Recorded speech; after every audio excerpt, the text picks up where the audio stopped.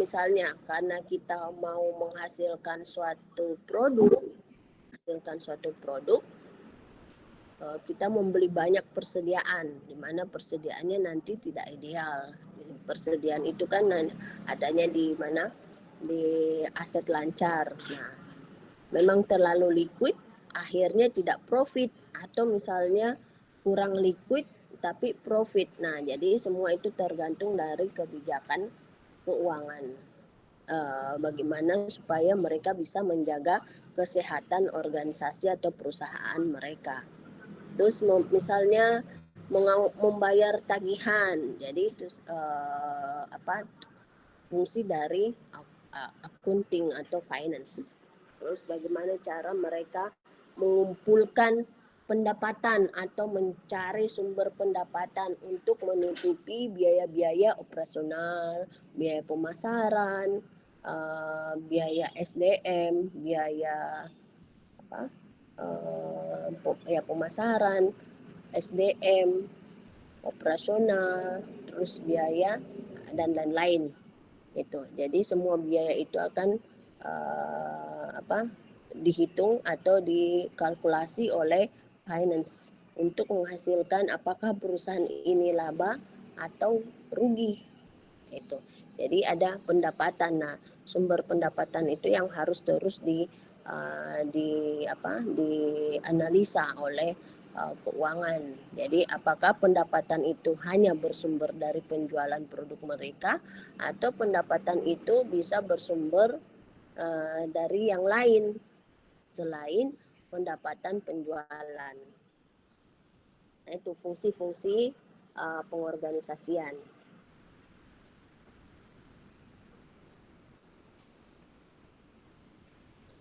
Jadi mengapa kita mempelajari MO? Dan mengapa kita mempelajari MO? Jadi kita harus tahu bahwa MO itu satu dari tiga fungsi utama. Fungsi-fungsi lain yang sudah Ibu sebutkan yaitu fungsi marketing, finance, dan operations suatu organisasi. Mengapa kita mempelajari MO? Jadi kita ingin mengetahui bagaimana barang dan jasa diproduksi. Jadi bagaimana cara kita ingin mengetahui teknik menghasilkan atau memproduksi barang dan jasa. Kita ingin mengetahui apa yang dikerjakan oleh manajer operasi. Jadi MO merupakan bagian yang paling banyak mengeluarkan biaya dalam suatu organisasi karena sumber pendapatan terbesar perusahaan adalah penjualan.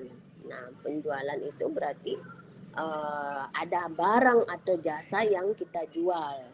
Nah, barang dan jasa yang kita jual itu kita produksi sendiri karena produksi perusahaan tersebut. Tuh.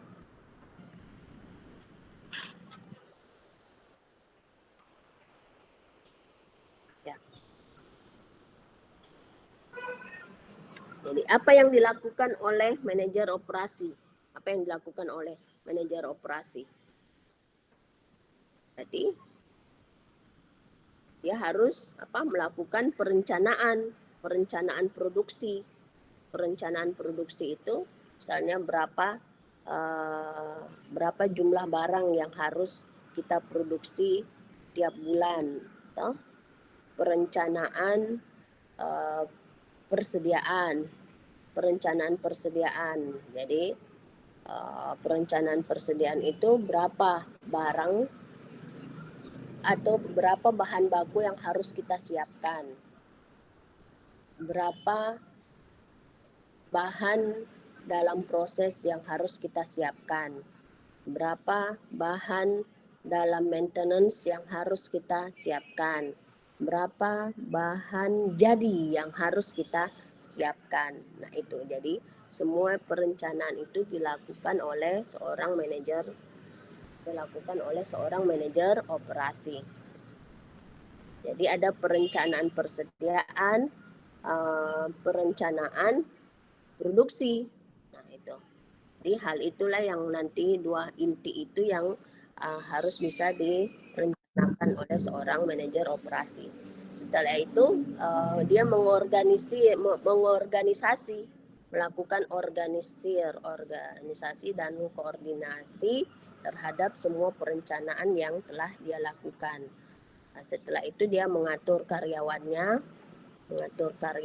siapa yang ditempatkan di persediaan, siapa yang ditempatkan di bagian produksi. Karena persediaan itu penting untuk menjaga ketersediaan input dalam proses menjadi output. Terus setelah itu dia harus bisa mengarahkan karyawan untuk bekerja sesuai dengan bidangnya dan menghasilkan target sesuai dengan perencanaan. Setelah itu dia melakukan pengawasan atas kegiatan operasi dan produksi. Itu.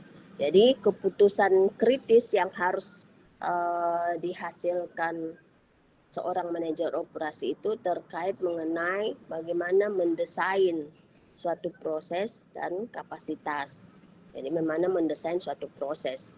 Kita sudah punya perencanaan, persediaan, dan perencanaan produksi. Sekarang keputusan pentingnya adalah bagaimana mendesain suatu proses dan kapasitas. Jadi proses itu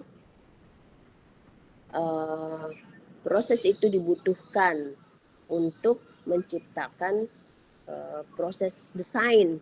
Jadi desain proses itu dibutuhkan untuk menciptakan keunikan dari produk yang kita produksi. Desain prosesnya seperti apa. Jadi ada yang desain proses yang unik, yang akhirnya itu yang menjadi ikon dari pemasaran produk itu, sehingga misalnya permintaan konsumen meningkat. Nah, itu desain proses. Jadi bukan desain desain hasil. Jadi desain proses dari produksi itu. Jadi apakah dia dibutuhkan atau tidak tergantung kembali ke misi dan visi perusahaan tersebut. Itu.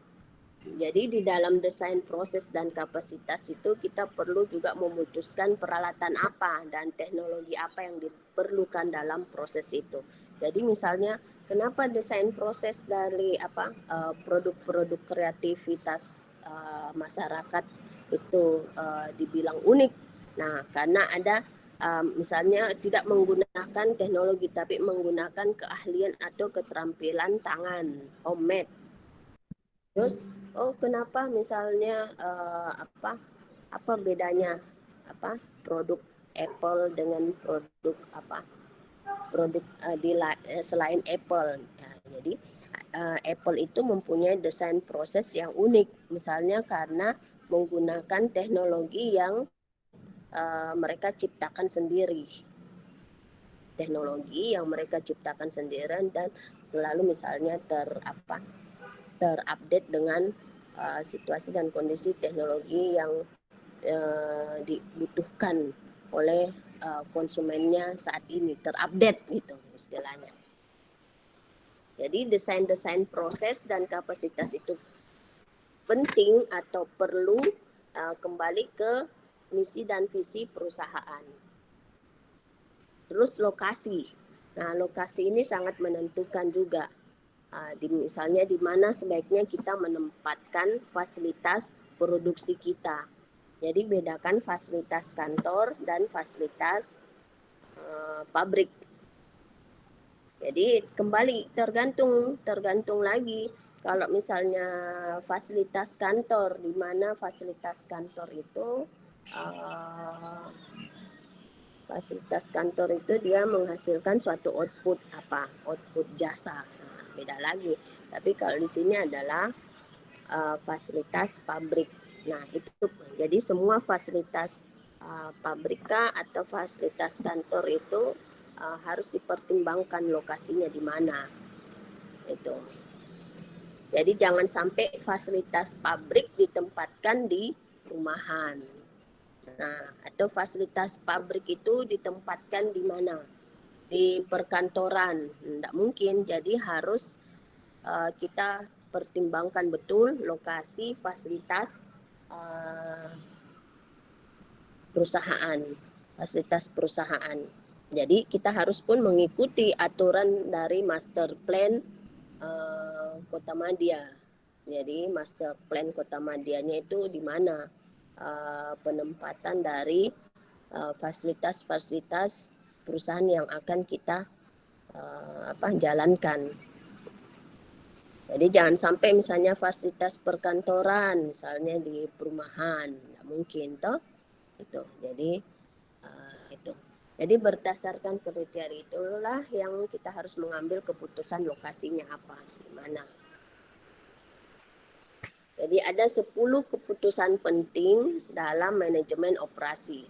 Apa 10 keputusannya itu? Desain produk dan jasa. Jadi desain produk dan jasanya. Desain produknya misalnya dari bentuk kemasannya kah, atau produknya dari isinya. Kita mendesain isi, misalnya kita memproduksi suatu roti. Jadi desain produknya itu seperti apa roti yang kita jual. Jadi apakah misalnya coba kalau desain produknya, apakah roti ini dikemas dalam seperti apa package-nya, dalam misalnya produk ini dikemasnya, terus rasanya seperti apa, bentuk-bentuk yang kreatifnya seperti apa. Nah itu semua desain dari suatu produk. Jadi produk itu dari bentuk, rasa, dan kemasan. Nah itu, dan nanti berkembang lebih lanjut tergantung referensi kalian apa. Jadi itu akan berkembang terus-menerus sesuai dengan keinginan atau keinginan dari konsumennya. Terus keputusan kedua adalah manajemen mutu. Manajemen mutu. Jadi manajemen kualitas. Manajemen mutu atau kualitas. Apa itu manajemen mutu? Jadi kesesuaian dengan standar mutu. Jadi kalau misalnya standar kualitas atau standar mutunya ini harus memenuhi ISO berapa supaya layak untuk dijual dan dikonsumsi oleh masyarakat sebagai konsumen kita. Nah itu.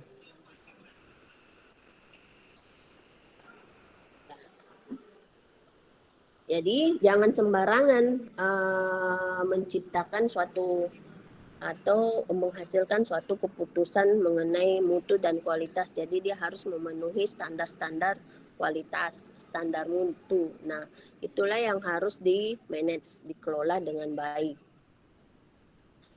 oleh seorang manajer operasional. Nah, setelah itu keputusan strategis yang lain seperti desain proses dan kapasitas. Nah, yang Ibu tadi sudah sampaikan, desain proses dan kapasitas itu penting. Terus lokasi fasilitas kita nanti di mana, itu perlu dipertimbangkan dengan matang, dibuatkan alternatif beberapa lokasi penempatan fasilitas perusahaan. Terus desain tata letaknya nanti seperti apa. Terus sumber daya manusia dan sistem kerjanya. Manajemen rantai, pasokannya seperti apa. Manajemen persediaan, penjadwalan, dan pemeliharaan perawatan. Nah itu. Jadi 10 keputusan penting dalam MOI inilah yang nantinya kita akan pelajari. Itu. Mudah-mudahan bisa sampai 10 keputusan. Jadi kalau misalnya kita kan nanti ada mata kuliah ini kan nantinya ada 16 pertemuan. Jadi nanti ada kuis, ada UTS, ada 4, berarti ada 14. Ada 14 pertemuan. Terus nanti masih ada 2. Duanya itu nanti kita apakah kita diskusi atau misalnya atau rekapan rekapan tugas. Nah itu dia, jadi seperti itu.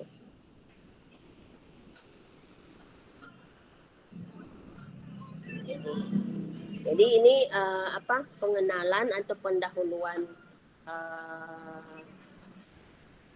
singkat, misalnya desain produk dan barang dan jasa. Barang dan jasa apakah yang seharusnya kita tawarkan? Kita harus berpikir barang dan jasa apakah yang seharusnya kita tawarkan. Terus bagaimana mendesain produk dan jasa tersebut. Manajemen mutu, bagaimana mendefinisikan kualitas. Jadi kualitas itu dari setiap perusahaan itu ya berbeda-beda, tergantung dia memenuhi, karena berbeda-bedanya itulah makanya ada peraturan yang menetapkan suatu standar kualitas, standar mutu, standar kualitas, standar mutu. Jadi kalau misalnya standar kualitas atau standar mutu barang dan jasa di mana di Indonesia itu akan berbeda dengan standar mutu atau standar kualitas di Singapura atau misalnya di Australia. Nah itu. Jadi kalau misalnya as long as you menjualnya di Indonesia, ya ikuti standar mutu ISO yang berlaku di Indonesia. Jadi yaitu setiap bangsa itu memiliki cita rasa atas kualitas yang berbeda-beda. Jadi misalnya produk apa sih? Misalnya produknya adalah nasi. Nasi. Jadi kalau nasi di Indonesia itu pastilah orang semua pasti mengkonsumsi nasi kan sebagai karbohidrat mereka. Jadi kalau di Jepang ya bukan, nasi itu misalnya bukan nasi tapi tidak tahu jenis apakah nasi itu, maka yang dikemasnya hanya misalnya mereka itu nasi itu di sana barang mewah. Nah itu nasi di Jepang, tapi harus memenuhi standar nasi mereka, rice-nya toh. Jadi kita harus mendefinisikan kualitas terlebih dahulu. Kualitas produk kita itu seperti apa? Kualitas jasa yang kita berikan itu seperti apa? Nah itu. Terus siapa yang bertanggung jawab atas kualitas produk dan jasa yang kita berikan? Terus nanti kita mempelajari juga desain tata letak. Jam berapa sih sekarang ini? Desain tata letak. Jadi di dalam desain tata letak itu kita menyusun fasilitasnya. Kita menyusun fasilitasnya. Misalnya apa? Misalnya supermarket.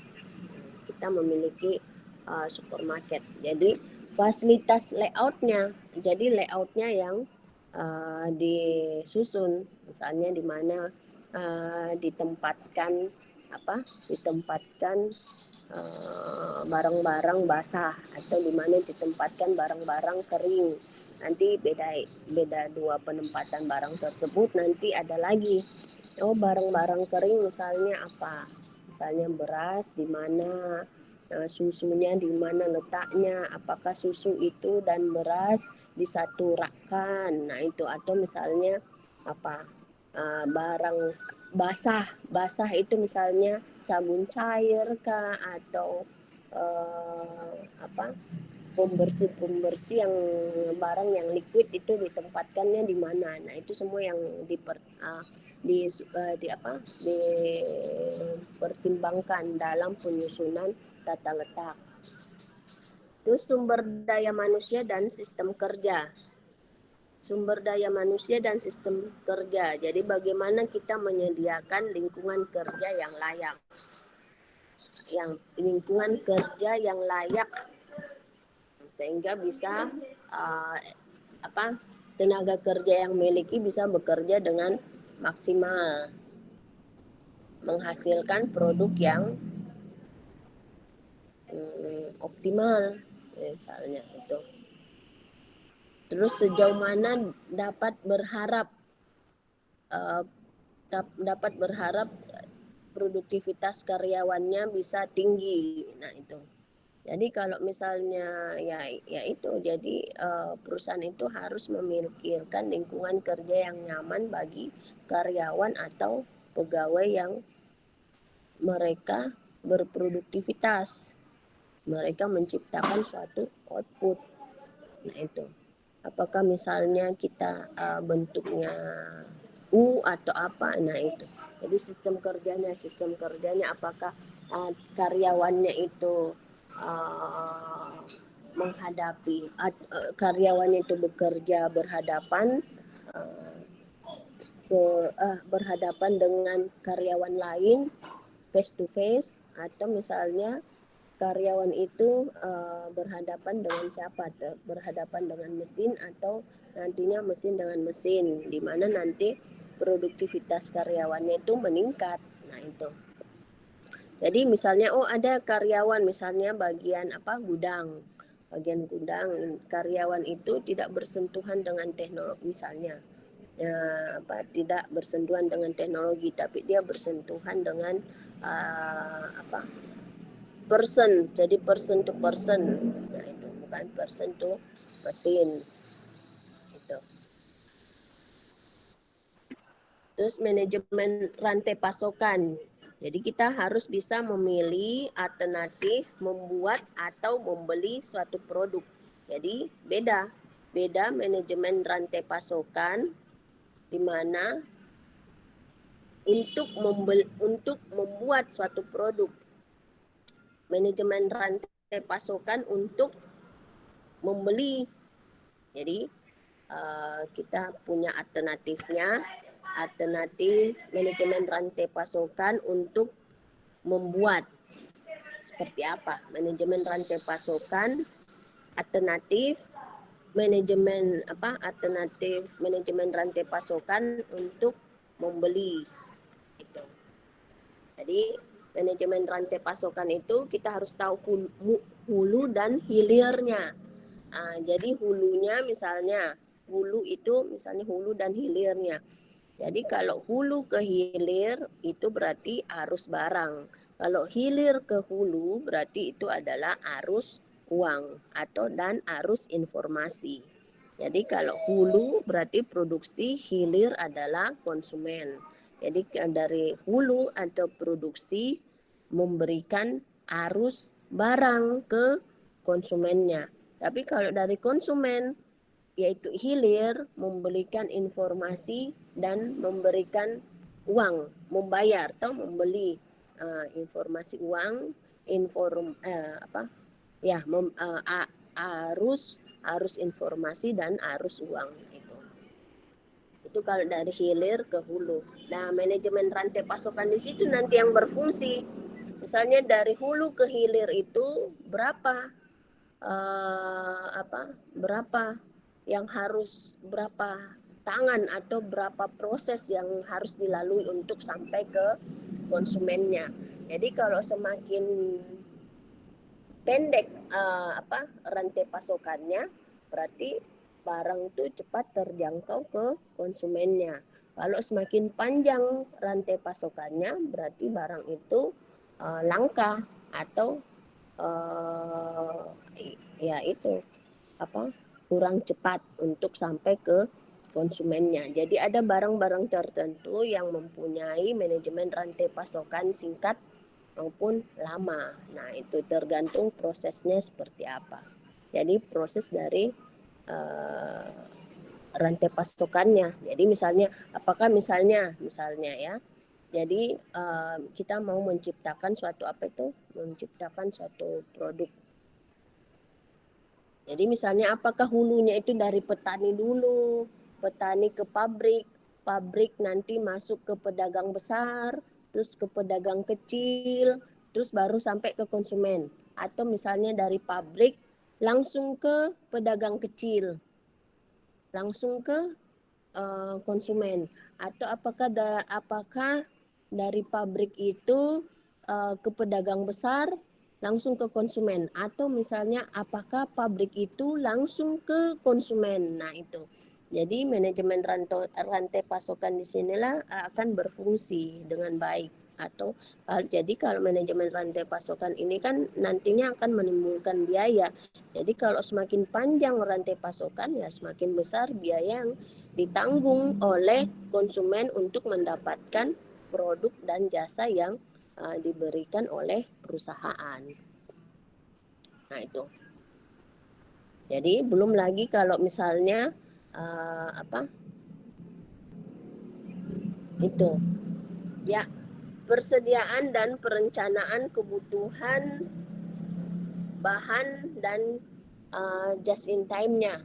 Jadi persediaannya, perencanaan kebutuhan bahan dan just in time. Ya, sampai sini masih kedengaran suara Ibu ya? Masih, Bu. Masih, Bu. Ibu.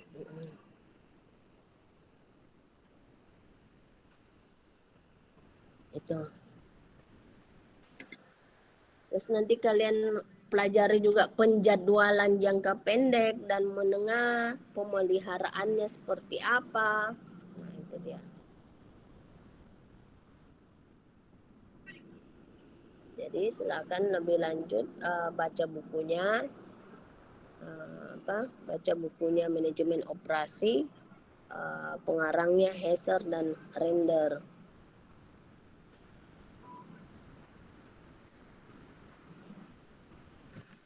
Jadi ada tren baru yang menarik dari MO.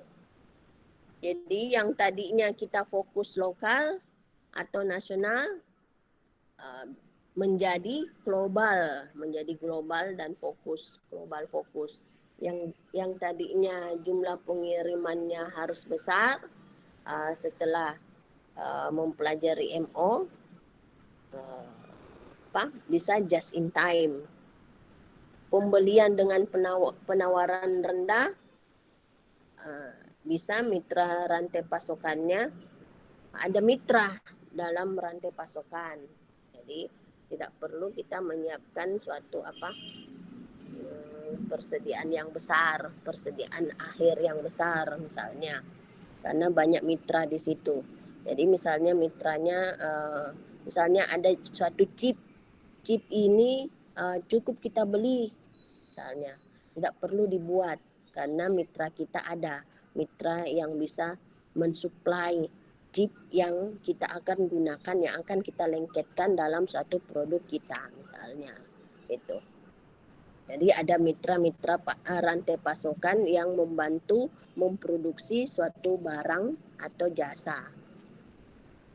Jadi tapi hati-hati juga, mitra ini kan harus bisa mendukung, dan adanya mitra juga pun bisa menimbulkan biaya. Biaya itu yang nanti akan dihitung, dikumpulkan dan menjadi beban dari pendapatan perusahaan. Nah itu. Jadi yang menariknya di MO kita bisa mempelajari pengembangan produk yang cepat, aliansinya, desainnya, terus kita bisa menciptakan atau menghasilkan produk yang massal, produksi massal gitu, karena memaksimalkan dari kapasitas mesin. Nah, itu. Terus ada pengembangan pekerja, tim, ada perampingan produksi. Nah itu. Seperti itu. Jadi itu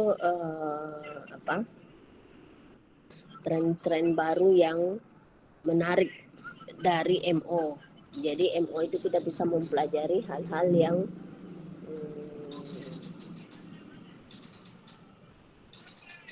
yang baru, hal-hal yang harus dipelajari itulah.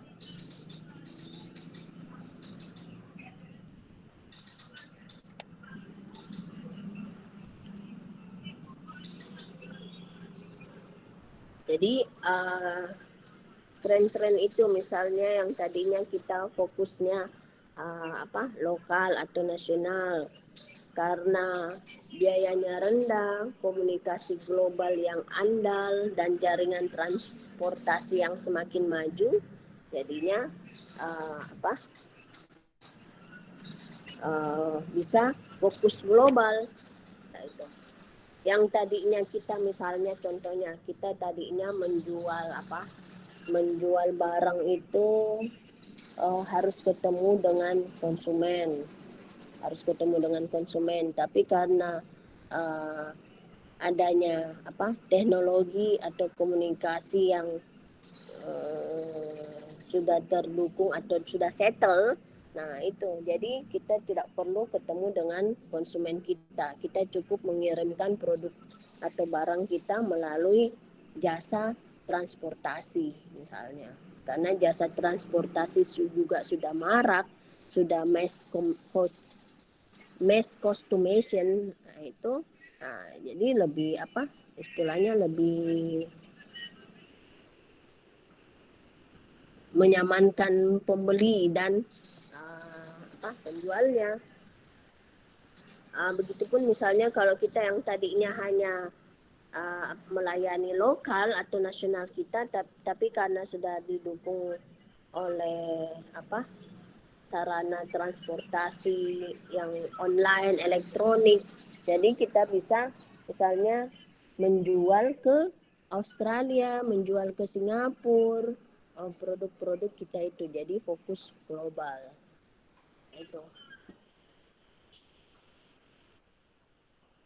Ini sudah jam berapa ini? Jam berapa ya? 8:30, Bu. Jam 8:30, Bu. Iya. Itu. Terus jumlah yang tadinya kita jumlah pengiriman yang besar karena siklus produk yang singkat dan perlunya modal memberikan tekanan untuk mengurangi persediaan. Itu maksudnya apa?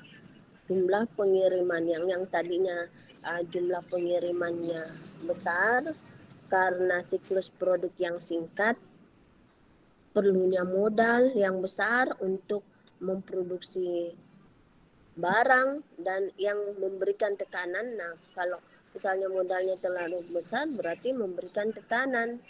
Nah, itu. Memberikan tekanan bahwa kita pun harus menyiapkan suatu persediaan.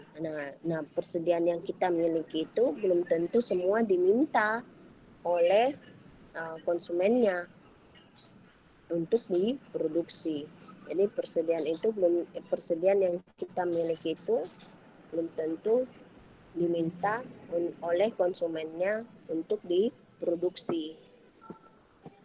Nah, jadi hati-hati. Jadi makanya nanti kita akan mempelajari juga manajemen persediaan. Jadi bagaimana mengelola persediaan yang kita miliki. Nah, kita harus ketahui juga ada 4 kelompok persediaan. Jadi yang tadi Ibu sudah sampaikan, ada kelompok persediaan bahan mentah, ada kelompok persediaan barang dalam proses, ada kelompok persediaan barang dalam perawatan atau maintenance, ada persediaan barang jadi. Nah, bisa jadi persediaan barang jadi perusahaan A menjadi persediaan bahan mentah perusahaan B. Nah, itu kita posisinya di mana, ini tergantung posisi perusahaan itu. Terus pembelian dengan penawaran terendah, yang tadinya pembelian dengan penawaran rendah. Karena tekanan dari kualitas yang mensyaratkan supply untuk pengembangan produk. Nah itu, jadi ada kemitraan rantai pasokan, ada perencanaan sumber daya perusahaannya, e-commerce-nya seperti apa. Nah itu, jadi tidak lagi pembelian dengan penawaran terendah. Jadi biasanya kita perusahaan menawarkan sesuai dengan biaya produksinya dan yang lain-lainnya. Jadi konsumen pun tidak serta-merta seenaknya menawar harga barang atau produk jasa kita dengan sangat rendah, karena menciptakan suatu produk itu ya dari beberapa biaya. Ada biaya misalnya karena kemasan yang unik, jadi ada biaya kemasan. Karena kualitasnya bahan-bahannya premier, kualitas bagus, jadi beda dengan kualitas barangnya, kualitas barang. Jadi quality emphasis requires that suppliers be engaged in product improvement. Nah, itu dia. Nah, itu. Jadi silakan baca lebih lanjut ya. Ibu pikir sampai di sini dulu perkuliahannya. Ini sudah jam berapa? Jam 9 ya? Ya, Bu. Ya, Bu. Ini setengah 9 ya? Jam 8, ya, 8.40. Jam 8.40, Bu. Lumayan juga ya. Kalau ngomong terus capek juga ya. Iya. Jadi nanti untuk pertemuan berikutnya ini kita berbagi ngomong ya. Jadi kita diskusi. Jadi kalian nanti Ibu bagi materinya, toh. Jadi setengah jam dari Ibu, nanti setengah jam dari kalian gantian, toh. Jadi nanti ada presentasi kelompok. Kelompoknya ini kan ada berapa orang ini? 25. 34, 40. Yaitu. Jadi nanti dibagi kelompoknya. Kalau di grup ada 44 orang. 44 orang. Oh, dibagi 10. Karena topiknya ada 10, toh? Topiknya ada 10 berarti kelompoknya ada 10. Jadi kalau misalnya ini satu kelompok 4 orang. 4 sampai 5 orang. Ya. Iya, Bu. Jadi nanti misalnya kita bagi, misalnya pertemuan kedua nanti mulai bab 2, toh? Bab 2. Jadi nanti misalnya apa sih?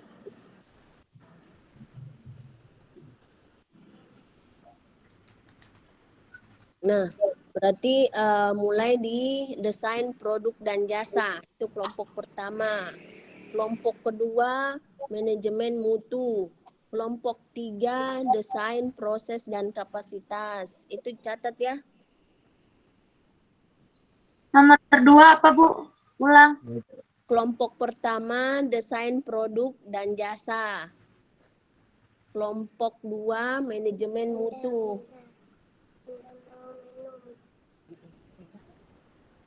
Kelompok 3, desain proses dan kapasitas. Kelompok 4, lokasi. Kelompok 5, desain tata letak. Kelompok 6, sumber daya manusia dan sistem kerja. Kelompok 7, manajemen rantai pasokan. Kelompok 8, nanti Ibu tulis ya dan share di WA-nya, WA grup kalian. Toh? Baik.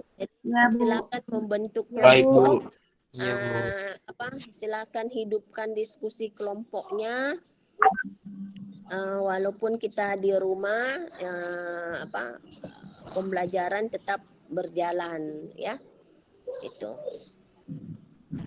Jadi nanti tugasnya nanti terlebih dahulu sehari sebelum pertemuan atau perkuliahan sudah diupload ke MOOCs ya. Itu. Jadi silakan membaca terlebih dahulu materi yang akan dipresentasikan. Toh? Jadi nanti yang lain bisa mengakses materinya. Itu ya. Oke. Iya, Bu. Ya, ada pertanyaan? Kelompoknya bikin sendiri kah, Bu? Atur sendiri kah? Ya, silakan atur sendiri, koordinasi. Koordinasi dengan cutting kah atau bagaimana? Ya. Baik, Bu. Koordinasi, jadi kekompakan anggota kelompoknya itu dinilai. Jadi apapun hasilnya, jadi kalau misalnya kerja kelompoknya bagus, berarti anggota kelompoknya nilainya ya bagus semua gitu. Jadi kalau satu bagus ya satu bagus semua. Nah itu jadi harus kompak, harus kerjasama toh, untuk mendapatkan nilai yang sempurna, nilai kelompoknya yang sempurna. Itu ya. Oke. Itu cukup Ibu. Saya cukupkan sampai sini ya. Iya, Bu. Ya, oke. Ya, Assalamualaikum Bu. Ya, Bu. warahmatullahi Waalaikumsalam Waalaikumsalam warahmatullahi warahmatullahi wabarakatuh. Terima kasih, Bu. Salam.